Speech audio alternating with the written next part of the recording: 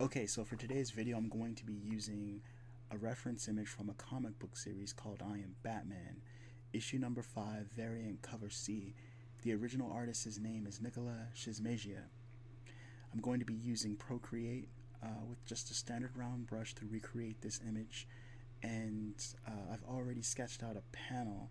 This will definitely help us keep everything organized as we attempt to build up our outline. I would also like to say that the purpose for this study is to gain a better understanding of how these images are created and to refine my own workflow. I hope that after a few of these studies, I can take what I've learned and apply it to my own original artwork. So with that said, let's begin. As I'm sketching this out, I would like to talk a little bit about gesture drawing and how if we just started sketching out these poses, going straight for the forms and volumes, we would more than likely misunderstand a lot of the information contained within our reference.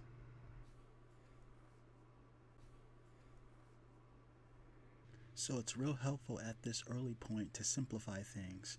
We don't want to start sketching details, but rather we want to focus on capturing the action lines of each figure and adding only basic shapes as we progress. This is how I begin most of my drawings. Now it doesn't look like much, but these are key elements that will act as markers as I further develop the skeletal form of my character.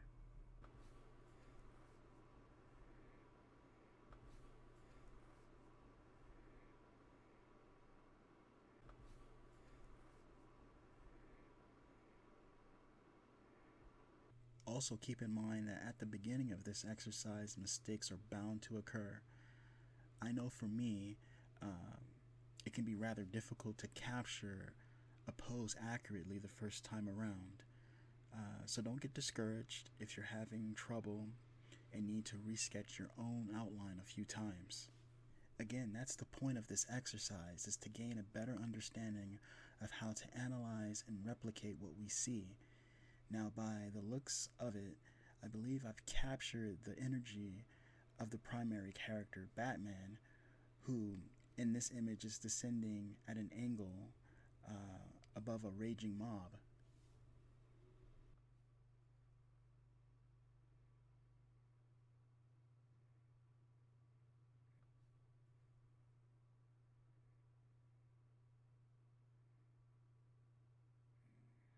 So with that accomplished, I'm going to go ahead and begin sketching the lower section.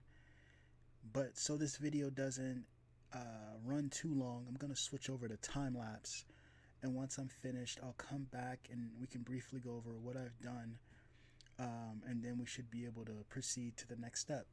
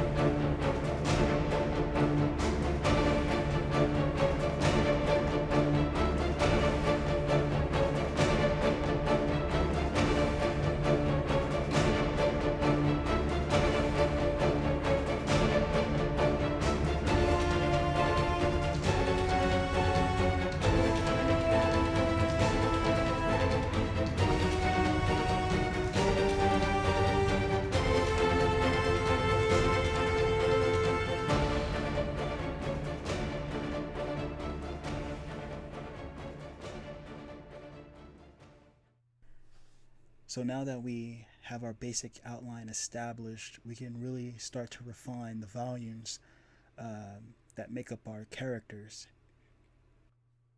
I'm going to crank down the opacity on both sections, making the lower one almost invisible so that it's not too distracting.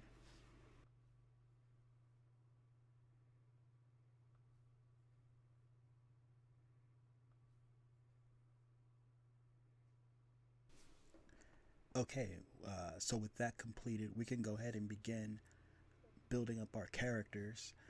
I'm going to start by sketching out the head, which is just a circle with a type of wedge for the chin. And a quick tip for those of you who are new to the Procreate app: you can draw some pretty natural looking lines and shapes, but if you're wanting to create something that has more precision, there is a shortcut. For example, when sketching a circle, simply hold your pen against the screen and a function, I believe it's called Quick Shapes, will activate and balance out whatever it is you've just sketched. I use this function quite often just because it's a lot quicker than drawing and redrawing basic lines and shapes. Now I'll draw in a larger oval for the upper torso, which will extend down to a smaller circle, which is for the pelvic region.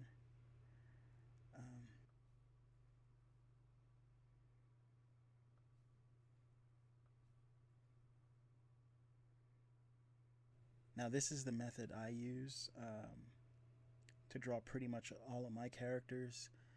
I first break them down into shapes using just basic shapes. It seems to work okay.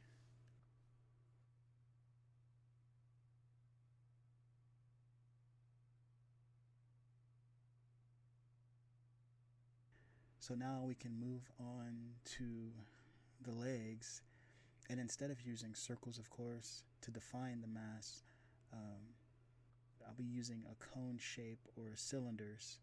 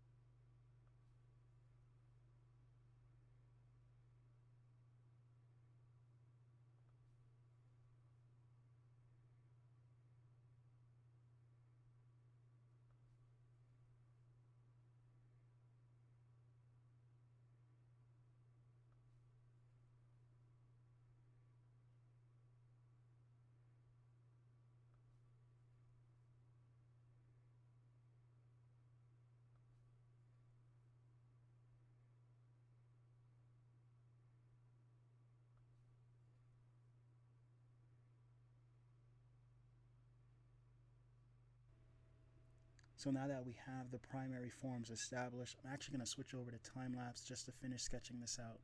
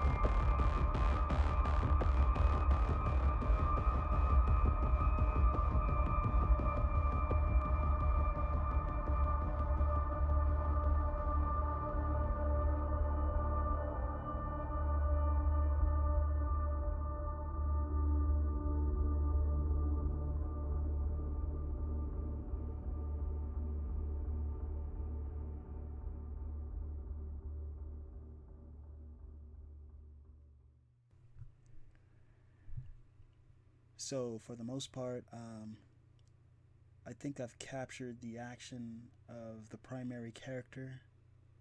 Mm, It looks pretty decent. It's a pretty decent representation of the reference image, but it still needs a lot of work. It still needs a lot of work. So again, I'm gonna drop the opacity down to almost zero and build up another sketch on top of it. That way we can start incorporating more details.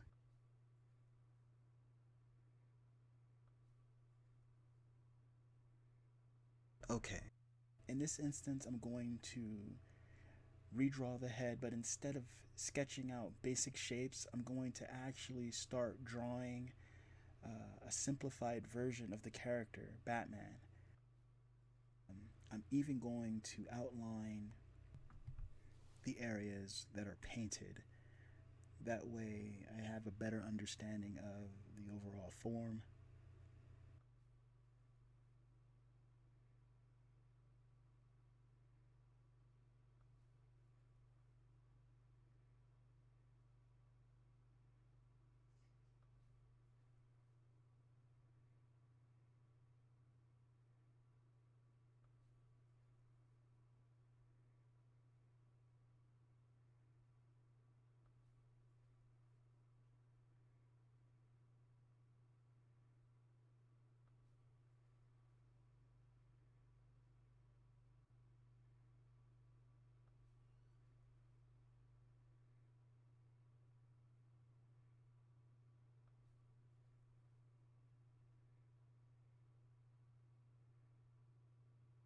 And of course, I'm going to finish this rough sketch in time lapse.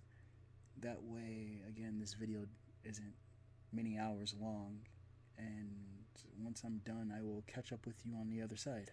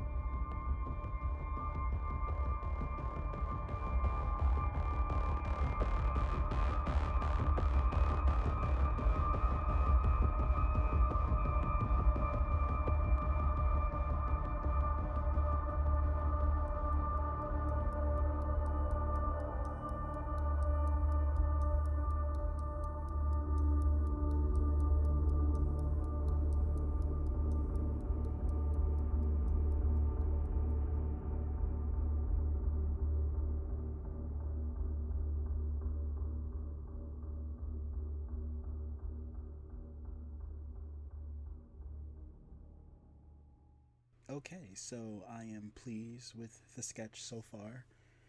It really is starting to look like Batman, which is pretty cool. Just looking at it, there's still tons more to do, but we are making progress. But of course, yeah, I'm gonna have to go ahead and redraw this again. But this time I'm going to focus on creating a cleaner version, one that has a more detailed form. I've decreased the size of the round brush I've been using. It's more critical at this point to focus on the reference as we continue to build up our drawing. And again, it also means that we should be adding in the areas that are defined by colors and highlights.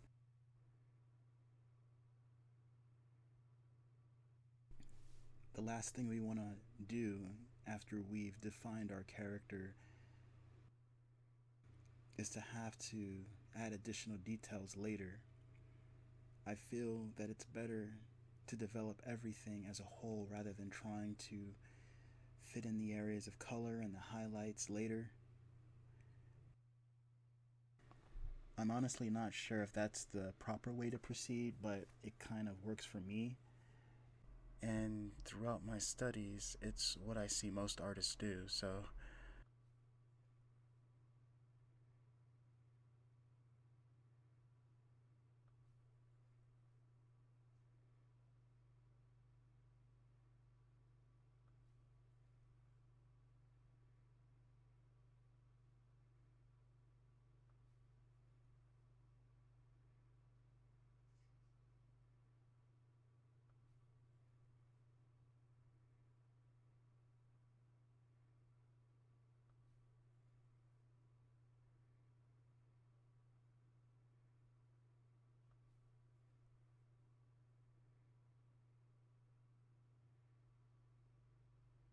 okay, so it's looking pretty good, but I'm going to go ahead and develop this section further in time lapse, and once it's done, I will see you on the other side.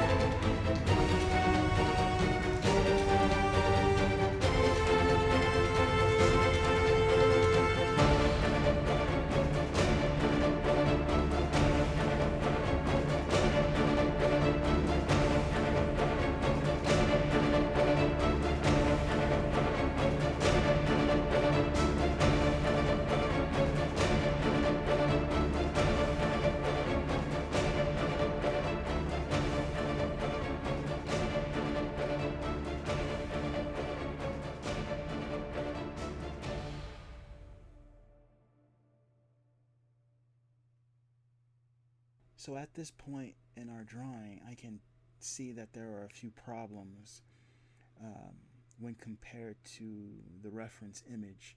For starters, the head is too large and is not in the right position. Um, so to fix this, I'm going to be using the lasso tool to make minor adjustments throughout the form, just so it more accurately resembles the action taking place in our reference.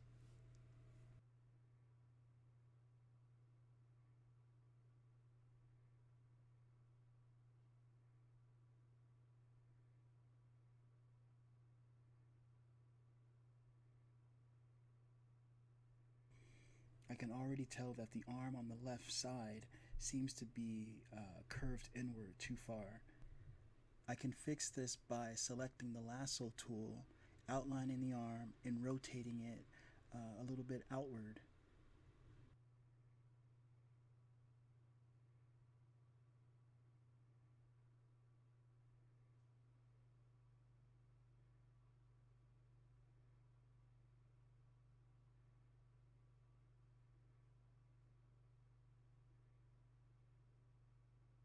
I can also see that the entire right side of the character's body needs to be shifted upward a bit.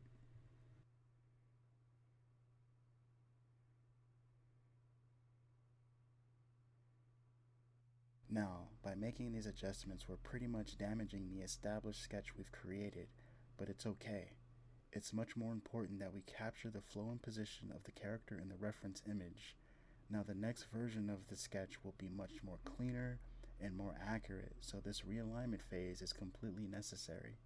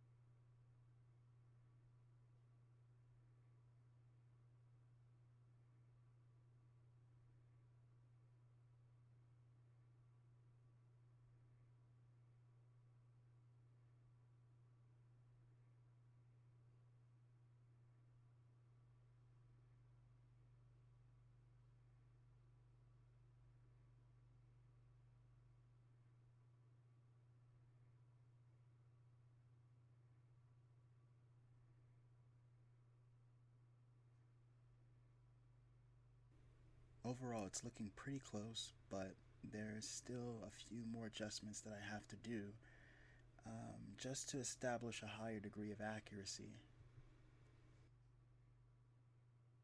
Whenever studying from a reference, it's always a good idea to evaluate and correct your drawing before starting the final draft, which I'm about to do.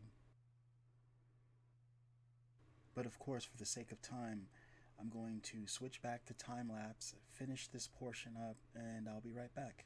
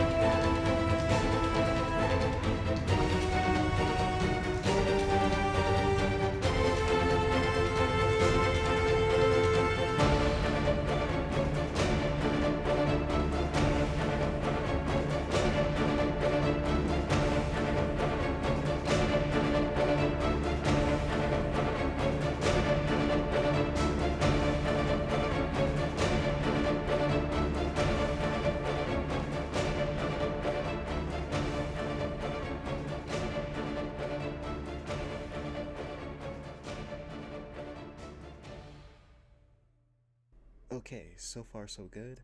The line art is looking pretty clean, but I want to take a moment to discuss the impressive layout of the shadowed area within the reference image. For instance, Batman's cape is rendered entirely in black ink. There's no colors or highlights, which is an interesting choice. And how the shadow flows downward and extends across the shoulders to the left arm, it just adds an intensity to the composition. Further on, the abstract shape in the bottom right hand corner, which is pretty interesting, even though the shape is predominantly done in black ink, it's extremely useful in providing a sense of depth to the illustration. The interplay of light and shadow, along with the bold use of ink, it actually amplifies the intensity of the artwork, making it visually striking, I think.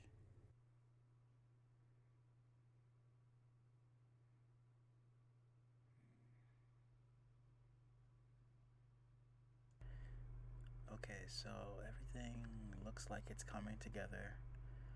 I'm going to go ahead and lower the opacity of the primary layer and start sketching in the areas of color. Actually, I need to lower the size of the brush. And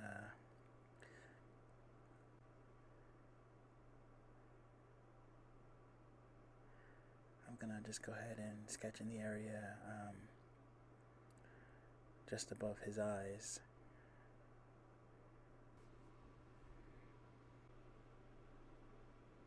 And resize that.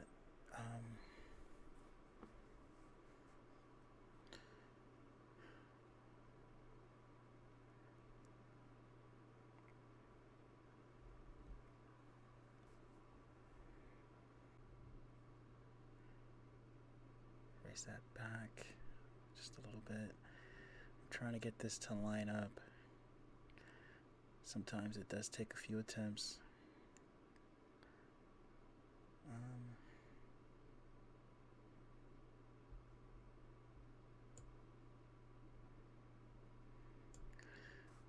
That looks pretty close.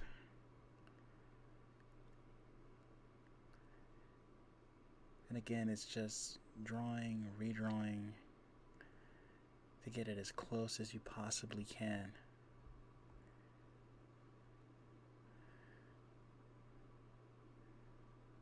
Because again, it doesn't have to be exact. We're just trying to get it to look somewhat like our reference. I'm actually going to make these a little bit bigger. His eyes. And then, oh, wrong layer. Finish sketching this in.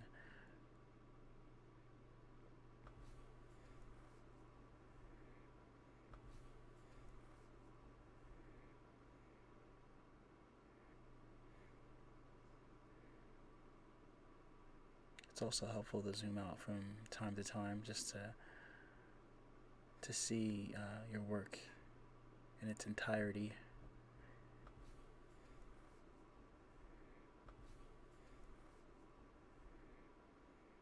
I'm gonna go ahead and erase this back. It just looks better this way.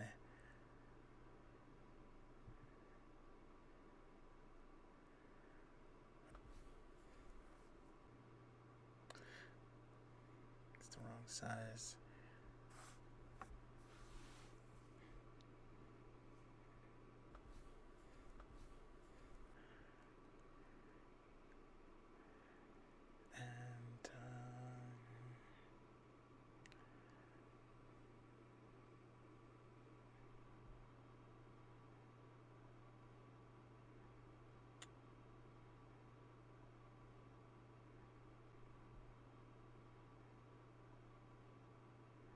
I'm gonna go ahead and reposition some of this.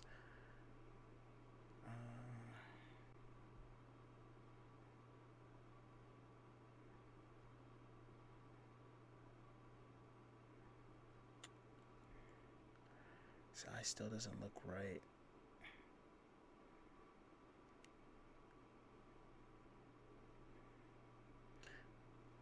Let me reposition.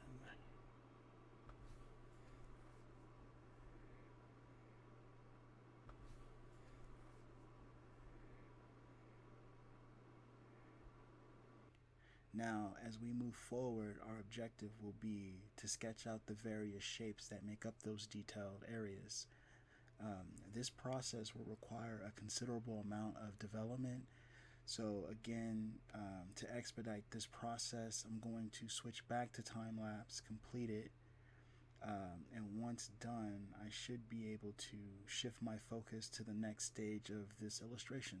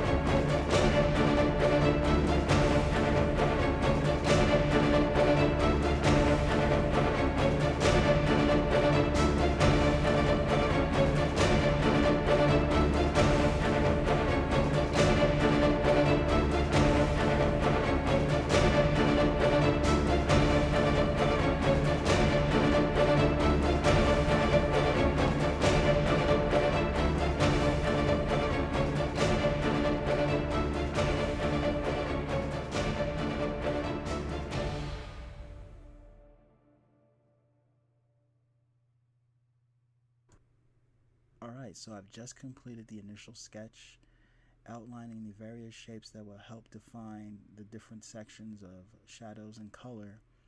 Overall, I'm quite pleased with how clean everything looks, and when compared to the reference image, it looks pretty close. This will give me a solid foundation to build upon as I continue to develop the drawing further. This step is somewhat important as it simplifies the shading process, allowing me to reduce the time it would take to paint in those sections manually. Once I have carefully increased the thickness of the line weight, I can then utilize the color picker to fill in the majority of the shaded areas. It's essential to keep an eye on the reference, though, during this process, just to ensure that the drawing aligns correctly with the original. And as I work through this section, I'll be making some adjustments here and there to ensure that my image corresponds with what I see in the reference. It's a balancing act between my interpretation and the source material. That's why this process is so engaging, because it takes a fair amount of focus to really be able to capture what we're seeing in our reference image.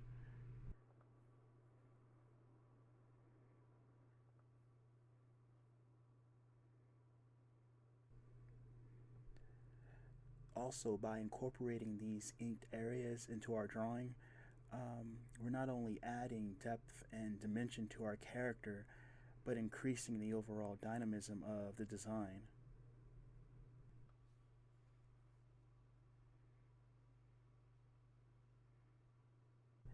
These inked sections will also serve to highlight specific features and contours, significantly improving the overall readability of our drawing.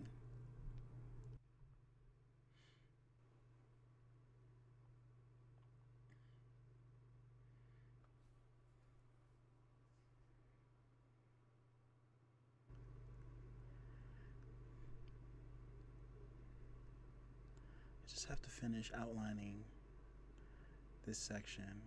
It just makes it slightly easier to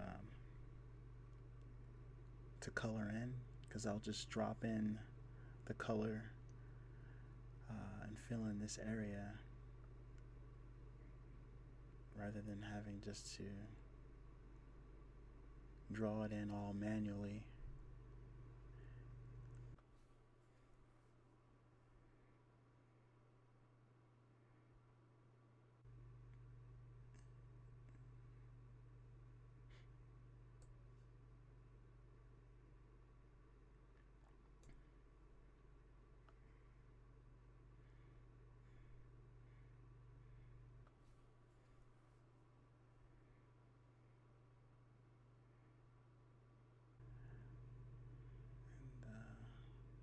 Have to make sure each part that's not inked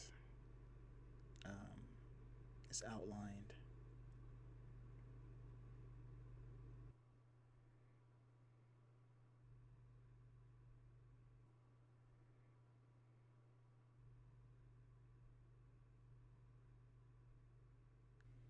I'm going to switch back over to time-lapse, not only to fill in the blank areas, but also I want to kind of refine my line art further, which you know can be time consuming. So once I've completed all the adjustments, I'll come back and explain what alterations I've made.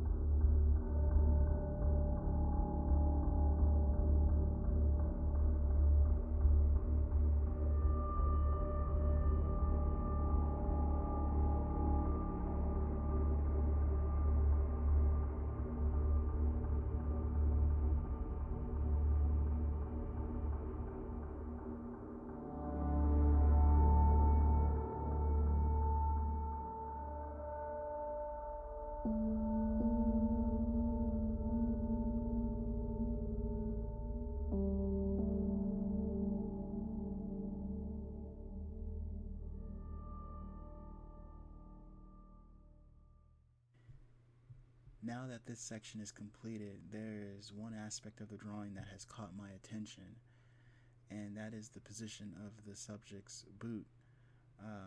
When compared to the reference, it seems to be slightly off.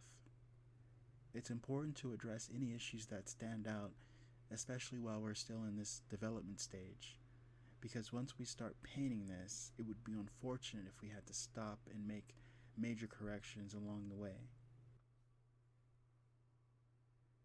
To effectively tackle this issue, I'll start by lowering the opacity of the current drawing. This just makes it a lot easier to focus on what I'm doing.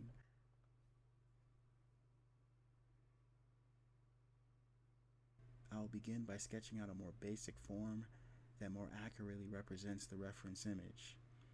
It is essential to approach these corrections by breaking them down into more manageable sections. That way we can avoid repeating any of the same mistakes.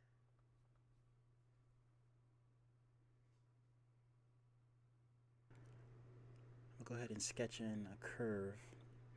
I'm going to use this as the action line.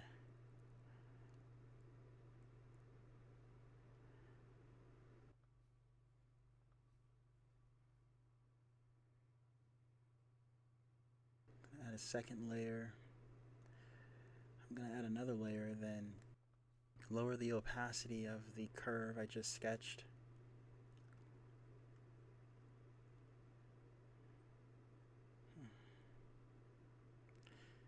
Then I'll start sketching in the shapes,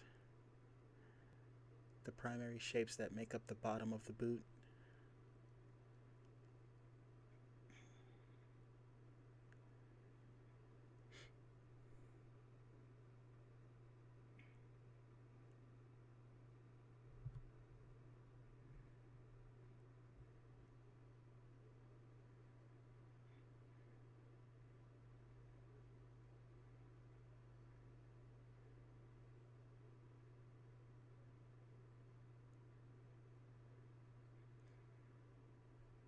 Sketch this in.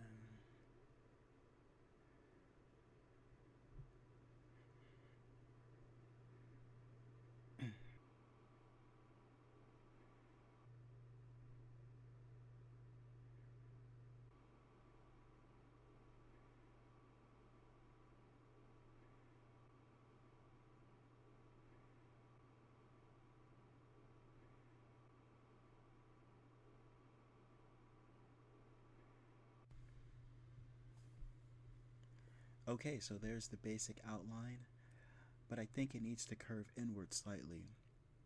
But instead of completely redrawing this, I'll just use the selection tool to make some subtle adjustments.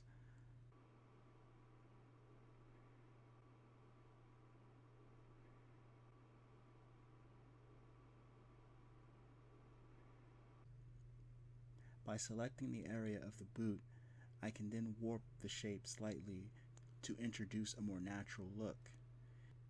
This technique not only saves time, but it also allows for a smoother transition from the initial sketch to the revised form.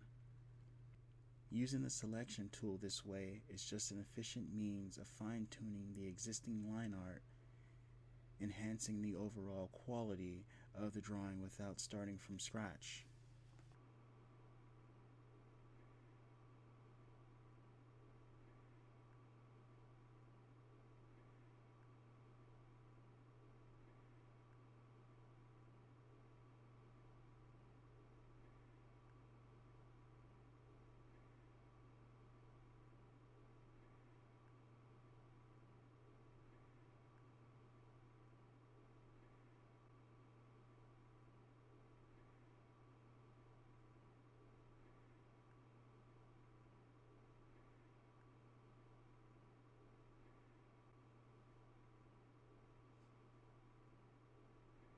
Alright, so I've taken the time to completely redraw the boot, making sure that I've included all the necessary details.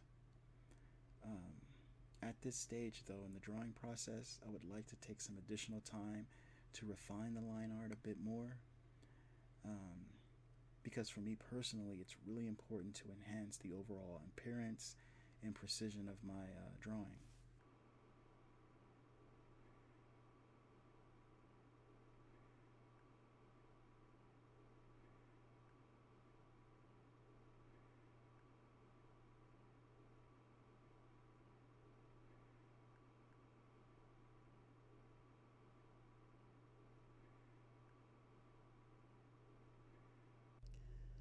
I'm just going to continue to take my time and try to refine this and try to get it as close to the reference as possible.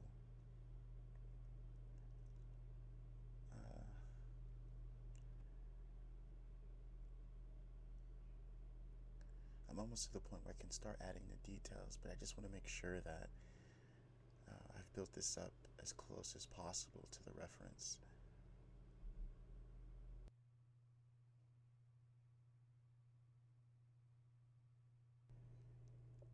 But it's looking a lot better. It just needs more refining. So with that said, I will go ahead and switch back over to time-lapse just to add some details and refine my image a little further.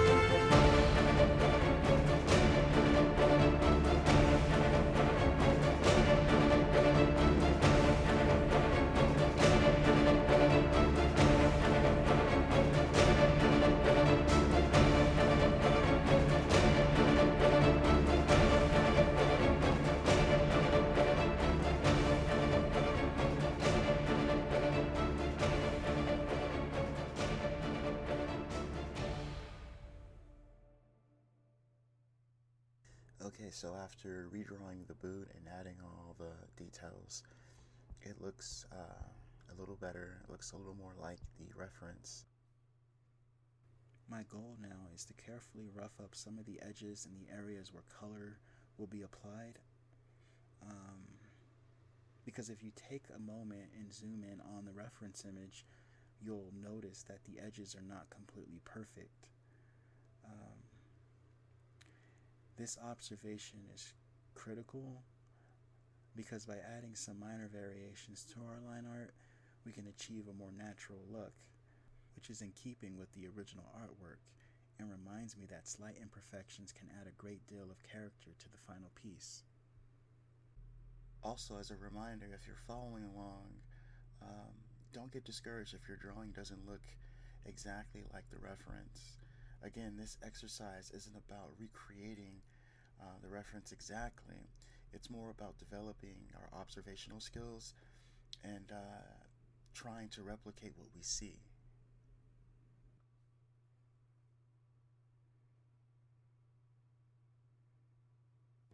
Okay, so for me to be able to add all of the details, the rough edgings and whatnot, it's going to take some effort.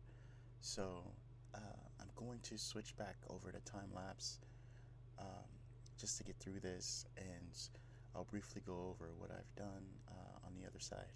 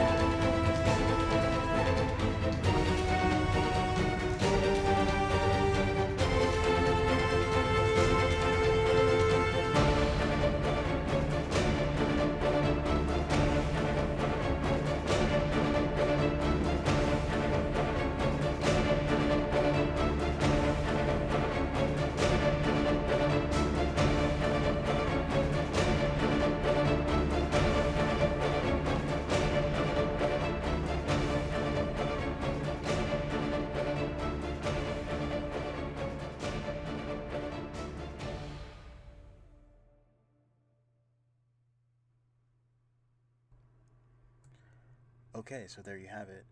I went ahead and added all the minor details to the line art, and so far it's looking pretty good, but we still have tons more to do. With that said, I'm going to end this video here, and I'll post the follow-up video this coming Thursday that will focus primarily on the lower sections of the illustration. Also, don't forget to like and subscribe and turn on all notifications. That way you don't miss any of my future uploads. And again, thank you so much for watching. Take care.